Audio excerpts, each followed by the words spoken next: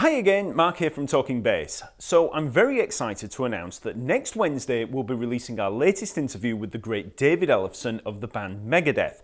So today, as a precursor to that interview, we'll have a look at one of his most famous riffs, the opening to Peace Sells from the 1986 album Peace Sells But Who's Buying? As always, the lesson material and tracks are all there over at the Talkingbass website, so just click the link in the info below to play along. And while you're there, check out the lesson map where you'll find over 450 free bass lessons on every topic imaginable, all organised and systemised for ease of navigation. Then, if you want to take things further, just sign up for the free membership and gain access to a ton of practice resources and downloads like the Scale Reference Manual ebook, the 25 Bass Riff Challenge, and much more. So, go check it out. Okay, let's have a listen to the riff that we're going to be learning. It's originally played around 140 beats per minute with a pick, and it sounds like this.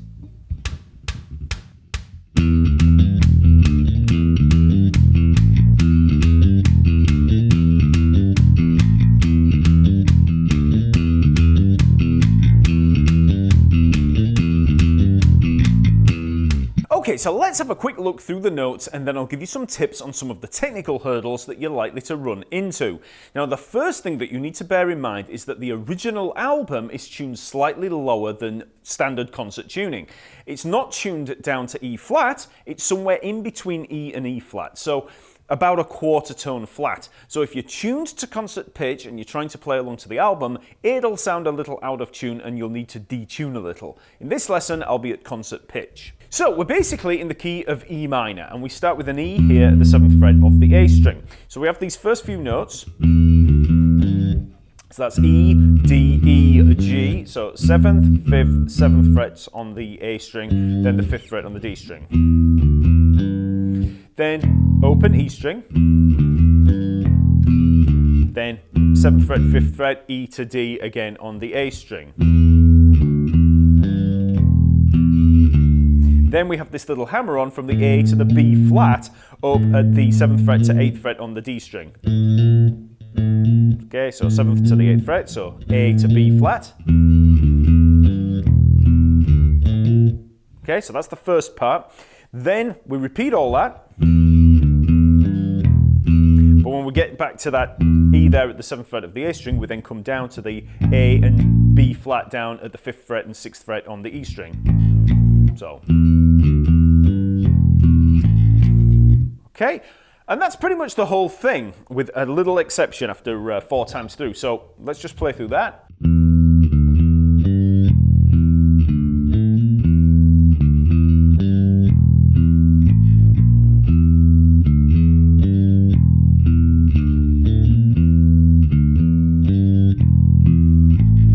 So we play that 4 times, and on the 4th time, instead of the A to the B flat down there on the E string, we actually have the reverse. We have B flat to the A, so 6th fret to the 5th fret, okay? So, all of that.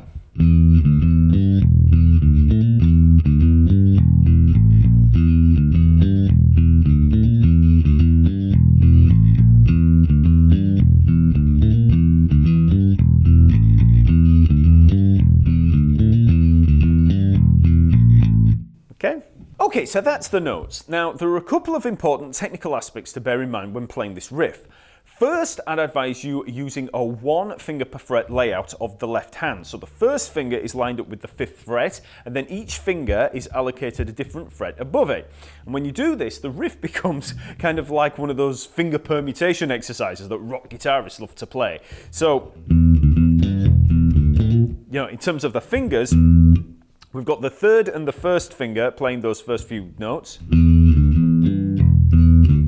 Okay, obviously no finger taking the open E string, but then the 3rd and the 4th finger take the hammer on. Okay, so this is why I say it's a little bit like a finger exercise. And then for the second part, 1st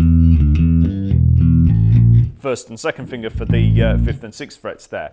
So, okay. Now, if you find that 4th fret stretch tough for the fingers, try pivoting the hand around a little. Instead of coming in at an angle, you know, kind of in at yourself. Bring the hand round a touch so the fingers are more parallel to the frets. Also be sure to have that thumb in the back of the neck and curl the fingers a little to avoid any of that kind of flying fingers kind of messiness. So you can see the fingers are slightly curled there, and you know, I've got the hand rotated around so that all of the fingers are parallel with the frets, okay? And obviously you can see the thumb is in the back there. This hammer-on will probably be the toughest part for any beginners out there, because you have to go between the third and the fourth finger before moving back to the third finger. And most beginners will find the fourth finger, the pinky, to be weaker than the other fingers, and playing around between the third and the fourth fingers can be really tricky. So if you have any problems, just try isolating the movement and working on it away from the riff. So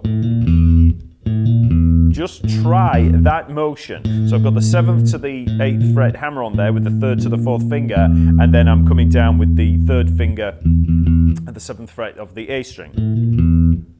Just those 3 notes. Just try it slowly. And at first you'll probably feel like that, you know, that 4th finger's weak, but eventually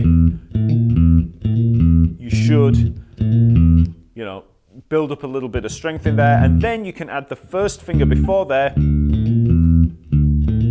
so you get that kind of exercise. Okay? In terms of the picking hand, obviously Dave uses a pick. And you can use your fingers, but this song is a perfect example of how you would make a decision regarding the right hand technique. It's all about tone. The riff has this bouncy, grinding tone that comes from the pick. And if I play with the fingers, it sounds like this. You know, it sounds okay, but it just doesn't have the same attack and tone, even if I play down here.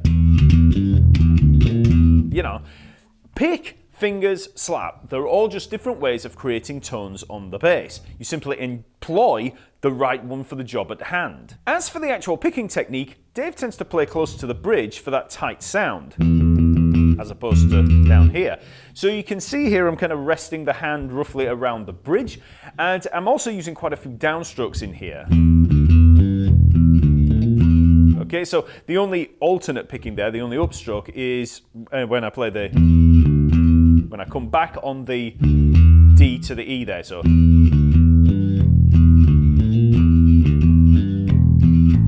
So apart from that, they're all downstrokes. Also be careful with that open E string. You need to cut that off as you play the next E on the A string, so you need to use the heel of the hand around here to mute the string.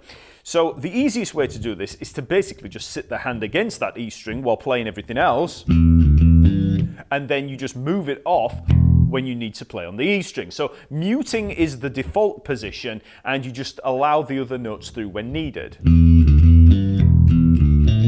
So you can see after I've played those, you know, I play the open E and then put the hand back down on the E string to mute it.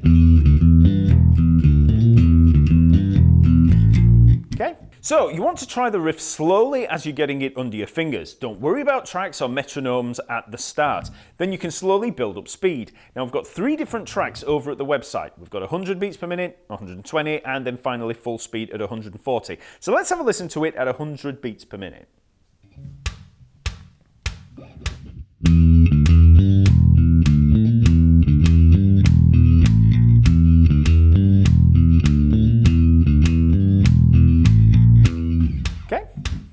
Now let's try a little quicker, let's try 120 beats per minute.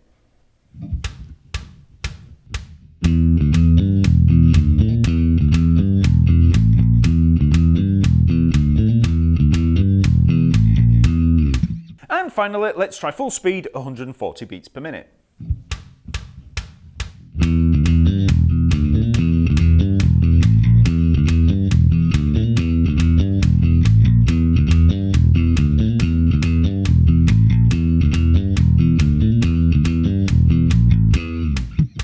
Okay, so that's the opening riff to Peace Sells. Remember, the interview with Dave Ellefson is coming up this next Wednesday, so come along for the premiere at 8 PM UK time, 12 PM US West Coast, 3 PM East Coast.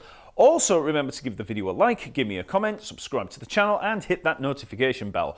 We've got lesson releases every Friday and interviews with great bass players every Wednesday. Okay? I'll see you next week.